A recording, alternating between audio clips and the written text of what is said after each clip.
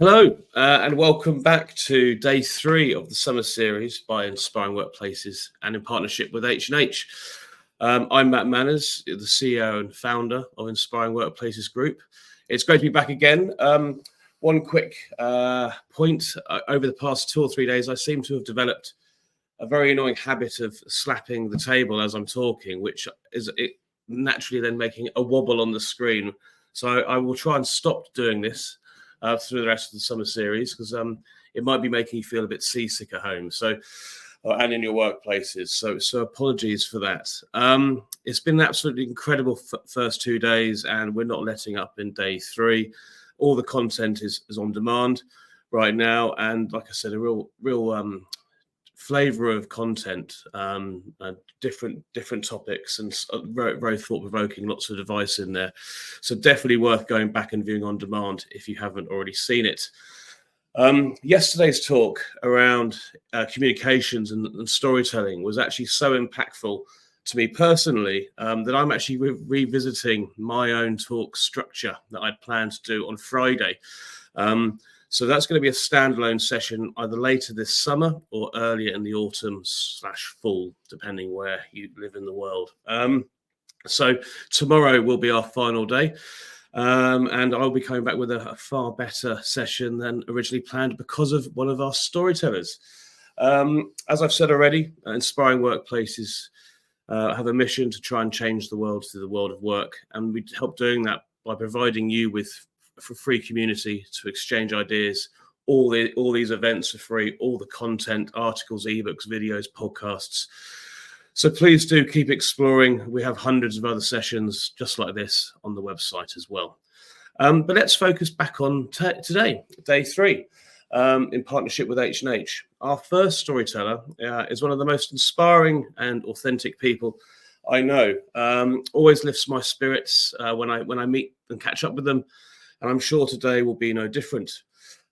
She's been a judge for our awards in the past year gone by, in fact, a culture expert, and is bringing us a talk today on something we started to explore, she introduced me to, but she's been exploring for a long time, at our Inspire London event. The title of the session is Intersectionality Explored from Concept to Reality. So without further ado, please welcome to the summer series, Alya Lilani. Hello. Hey, Matt, how are you? I'm very well, thanks. Very well. Good to see you. How are you? It's lovely to see you too. I feel like I'm filled with so many things to say right now. One being, thank you for such a lovely introduction. And second, I'm not seasick, but I am just now looking at the screen, which is brilliant. But it's fine, don't worry. Yeah, I know. I don't know why I've started doing that. So I need to have restraints or something. So anyway, you're very passionate about what you're talking about. Clearly. Well, thank you for that. And I know you are. And so I've been looking forward to learning more around this topic. So please, without further ado, let's get me off the screen and let you get started. Brilliant. Thank you. I'm not using any slides today. I'm just going to talk. But I will warn you that I do live right next to a hospital. So if you do hear the sirens, apologies. So today, intersectionality, what does it mean?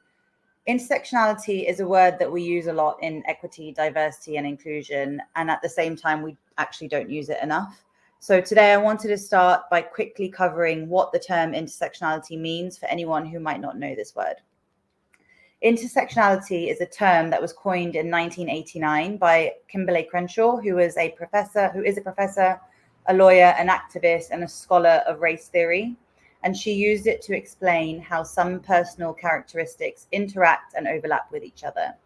So Kimberlé Crenshaw worked with a group of lawyers who spent their careers studying the ways a person's different identities, particularly focusing on the overlap of gender, race, and class, could come together and affect them, and mostly in a negative way, and particularly within the justice system.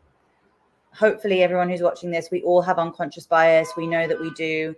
We can't help it. We all do it. It takes us 7 seconds to make up our mind about something or someone. And as humans, we have a natural neurological fight or flight reflex. This is designed to protect us from danger. It helps us assess situations quickly. And it goes back to our primitive roots where we couldn't afford to take a moment to challenge those first impressions. Now, whilst unconscious bias is biological, the structures that are in our systems are not. And what shapes us is the bigger society that we live in and those systems that are in place to support these biases, which is why we often hear something called systemic bias or institutional bias. And it's why biases like homophobia and racism still exist. Crenshaw and her team claim that the legal system worked in favor of some demographics and against others. And with her team, they identified that the systems that were built benefited individuals and were biased against women, ethnic minorities, and those from lower socioeconomic backgrounds. So while the system disadvantages all women and all ethnic minority and people from ethnic minority backgrounds, a woman from an ethnic minority background doubles down on oppression and disadvantage.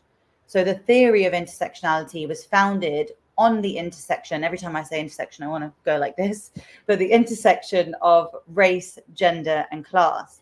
But as our culture has evolved from, over the last 30 years, our various identities have evolved too. And since 2017, the term and definition of intersectionality has become much more widely adopted. So it's much more commonly used to explain the experiences of people who have various overlapping marginalized identities across workplaces and across different spaces.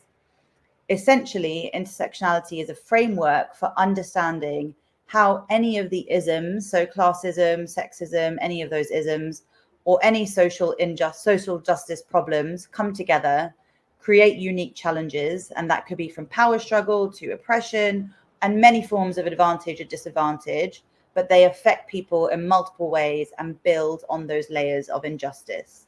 There's a lot of words there, so I'm going to put it into an example, but a South Asian woman who identifies as a lesbian will share some challenges that women face. She will face some challenges that lesbians face. She will face some challenges that members of the South Asian community face, but she might have added struggles that neither women nor members of the LGBTQ+ community or South Asian men share. And addressing her as only one of these attributes doesn't do enough to recognize her whole and holistic experience. Hopefully that makes sense. And if we move on from talking about its history and where it comes from, let's talk about this in real terms. And to do so, I'm going to share a bit about myself and my personal journey with you. So a few years ago, I attended a leadership course with the rising stars of the organization that I was working for at the time, where we were each asked to bring a metaphor for ourselves. Honestly, I panicked. I was on the course because of my leadership role in diversity and inclusion at the time. I was also the youngest in the room, so I had a bit of imposter syndrome about being there. I had just come out as bisexual to myself and very few people in my life. I was questioning myself in many ways, to be honest. So how in the world did I know what metaphor I was going to bring? Did I know myself if I didn't know what metaphor I wanted to bring? Was I even passionate about anything? Be our authentic selves. We've all heard this phrase, I'm sure we have. It's in a lot of engagement surveys. And when we talk about belonging, which is intrinsically linked to inclusivity, we talk about be our true selves or be our authentic selves. Now, when we say be your true self in a work context, our true self tends to be defined by our characteristics, by being a woman, by being an ethnic minority, by being part of the LGBTQ+ community. But if all of these aspects of me intersect, sometimes I don't know how I can be authentic to all of them at the same time. My 90-year-old Muslim grandparents live in Kenya, and my grandma told me when I was 27 that I had one good year left. I should find a man quickly. I'm sure there are probably some shocked expressions there, but my grandparents had an arranged marriage in the Congo when they were 18. They had their first child when they were 19, and she had 3 children in primary school by the time that she was 27. Now, my partner, my female partner, who is Zimbabwean, we went to Africa last year, to Kenya and to Zimbabwe to visit our families. And when we went to visit our families, my mum told me at the time, we're going to tell people that you are friends. I didn't have a say at all in the matter. Now, my mother was born in Rwanda. She identifies strongly with her Rwandese and our Rwandese and Indian roots. And with that come many beliefs that uphold certain stereotypes and, unfortunately, certain prejudices.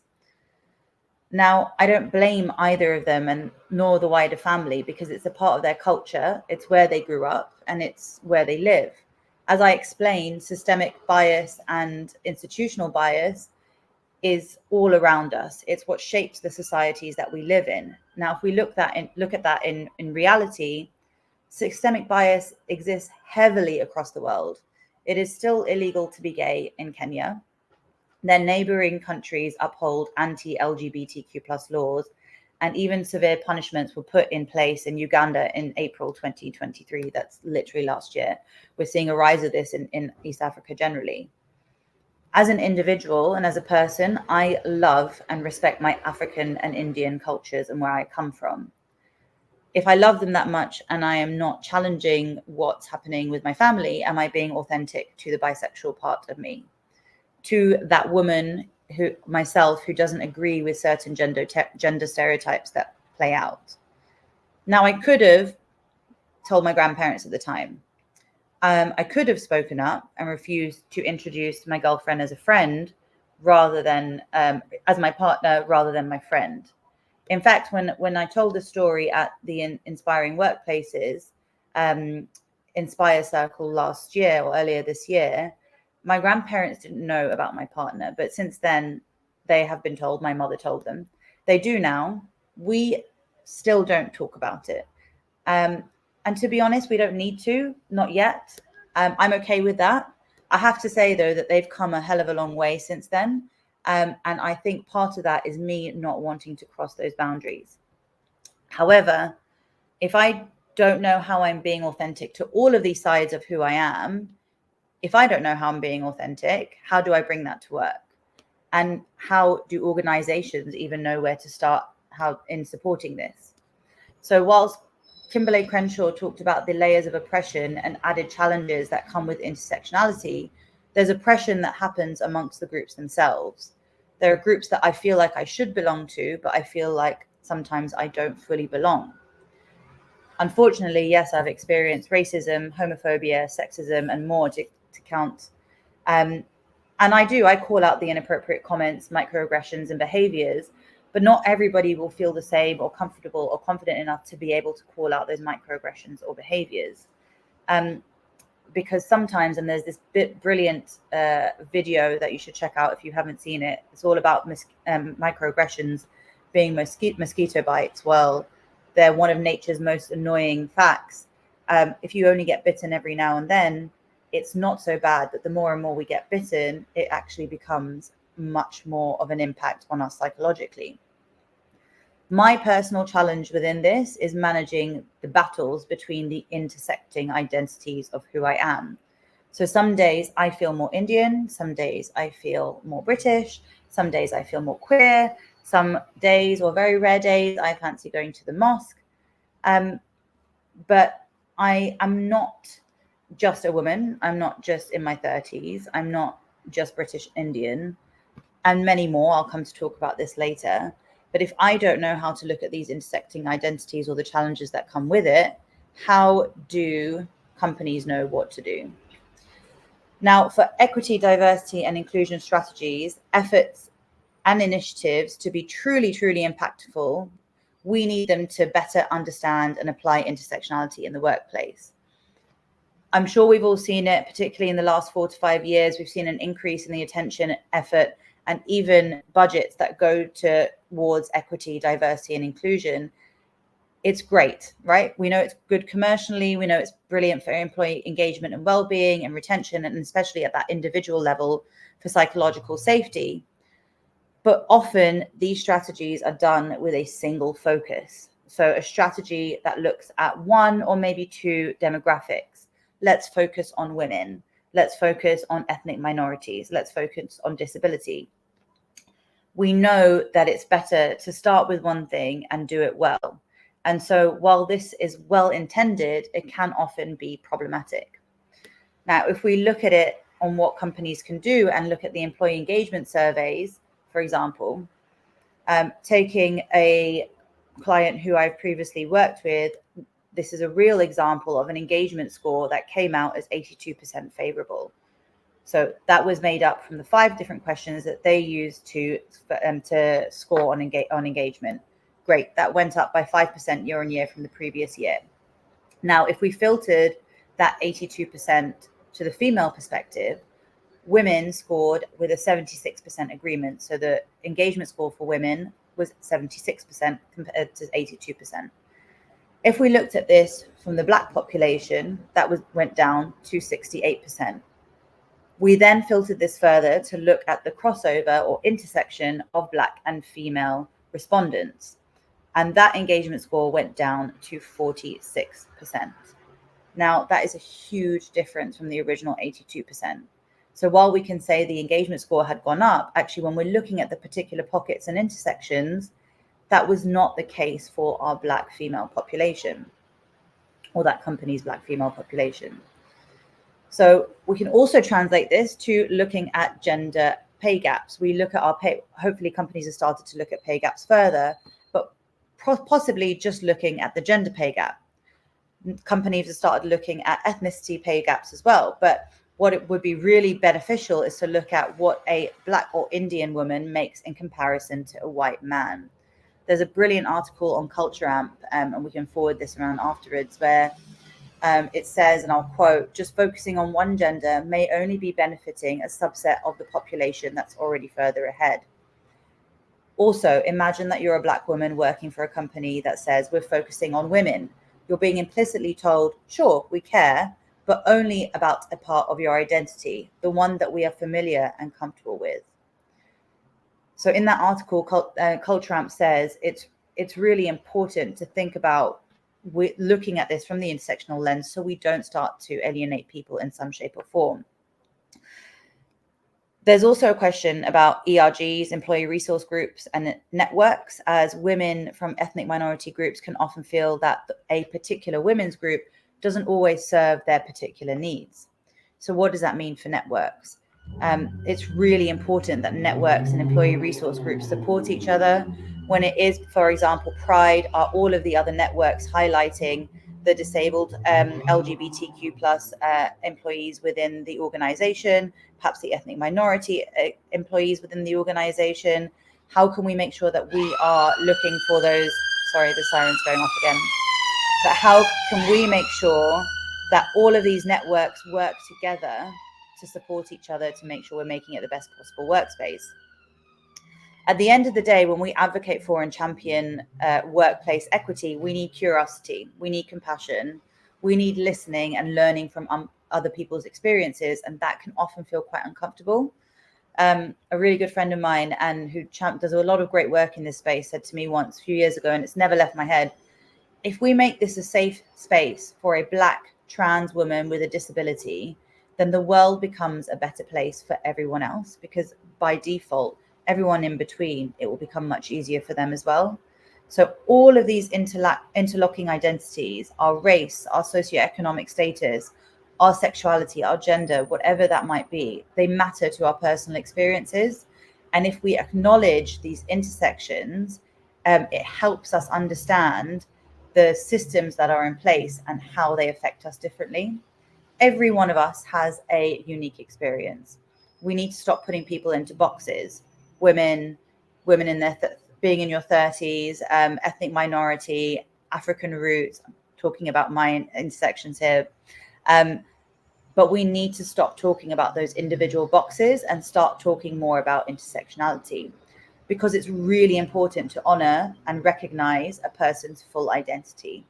It is not about those personal characteristics, but about how each of them compound with each other. Each and every person falls under a characteristic in some shape or form, and they have a lived experience. We talk about allyship in the sense of D&I, and if we want to act as allies, or if I want to act as an ally to a transgender man, a Black woman, or a non-binary person with a disability, I cannot overlook the full complexity of that person's identity and the challenges that they individually might face. So an intersectional approach means that communities and movements are more inclusive of those differences, and they work together towards a more equitable workplace and equitable world where we truly belong. So the more that we can approach equity, diversity, and inclusion with this intersectional lens, we can become more effective in how we use data. We become more effective in what developmental and support solutions we implement. So perhaps introducing more coaches, more female ethnic minority coaches or therapists, or introducing new specific development solutions that look at particular intersections. And ultimately, hopefully, utopia is that we become more effective in fighting injustice overall. And that's it. Fantastic. Again, I already said to you before we went live, that if I come back a little bit rough, it's because I'm just trying to take everything in, and here I am. I'm just trying to take everything in. Just a quick question before I get into it, because I don't know whether you saw news out of America and SHRM last week removing the term equity out of DE&I. And I wondered if you had any thoughts, and if you did, whether you'd want to share your views on that. So I'll be honest, and I'll say I've seen a little bit, but not enough to perhaps comment on the America stance on it. But hearing that question in particular, I think this is a difficult one, because we tend to, not when I say we, I don't mean you and I mean the collective we, tend to, as humans, either when we're trying to advance one thing, sometimes it feels like we're taking that in the place of something else. Yeah. There have been, waves of people not liking being your whole self, feeling like you truly can belong. At first, it wasn't just about diversity and inclusion. It's now equity has to be involved, and equity is not the same as equality. So I actually think that equity is still important to acknowledge, but the space that we're in here is, this is going to continue to develop. This is going to continue to change. And as we, hopefully as humans, start to evolve and learn more and acknowledge all these differences that happen in the world, it won't actually be about equaling the playing field, which is the definition of equity. It will hopefully just be about being good people, which sounds like such a simple concept, but unfortunately tends to be so difficult. No, I think the way you explain that is perfect. And I think because you don't, for something to move forward and progress, it doesn't have to be at the expense of something else. And so taking the point that those terms, or then talking about the different elements that make up who you are, I think sometimes one of the issues I think we have is trying to create a culture within an organization that assumes positive intent and isn't at odds. So if we're trying to move forward one part of our community, that's not going to take away budget or mean you're going to have less opportunity as well. So because instantly you get political within organizations, if you have this, I have less, therefore, but actually what we're trying to talk about is everybody can move forward. It's just trying to find that way. Absolutely. It's funny, because I had someone describe it to me once as oppression Olympics. It's like saying my struggle is much more difficult than your struggle, and then it becomes like a fight, which is why actually it shouldn't be one against the other. It shouldn't be that we're trying to advance one thing. And my understanding as well of and I'll definitely share this article with you, a few articles for people to read, but it is that sometimes the intention's always hopefully coming from a good place, but the impact can be so much more significant. And if we define intention, our intent is what we set out when we want to go and do something, and the impact is the knock-on effect of it. Sometimes they don't match, but it's like when we say something without knowing the impact of what it's going to do psychologically. But absolutely, if we just try to do it all collectively, to just say, let's make this a better place, then it's not about advancing one particular group over another. And creating that freedom to learn and be curious and make mistakes as you learn and listen. And I think that is the worry more than anything, is people are too scared to say the wrong things, to challenge something, or to voice their own opinions. And actually psychological safety on top of everything is so much more important. Yeah. Well, Thank you so much. As I said, we want to continue to explore this, and I think we will, hopefully, in other ways. I think there's definitely some content that we can pull together, maybe as a book, but we can talk about that offline. Absolutely. But I wanted to continue this conversation that we started together with an intimate, inspiring of like 25 people, but now this goes out to the wider world and hopefully can start sparking off some ideas for people in organizations and impacting tens of thousands of people. So I'm just very grateful for you sharing your story and putting it front of mind for the rest of us. Thank you. Always great to speak to you, Matt. And yeah, looking forward to chatting more about intersectionality and how we can help people put it more into practice. Awesome. Thank you so much. Have a good rest of the summer. And you, the next 3 days of it. Fantastic. Thank you so much to Alya there. And I hope that's got you thinking in many different ways. And we'll be back again for the final day 4 of the summer series tomorrow. And if you're watching on demand, we've got so many other sessions that you should go watch after this. But for now, thank you for watching, everybody, and take care. Bye-bye.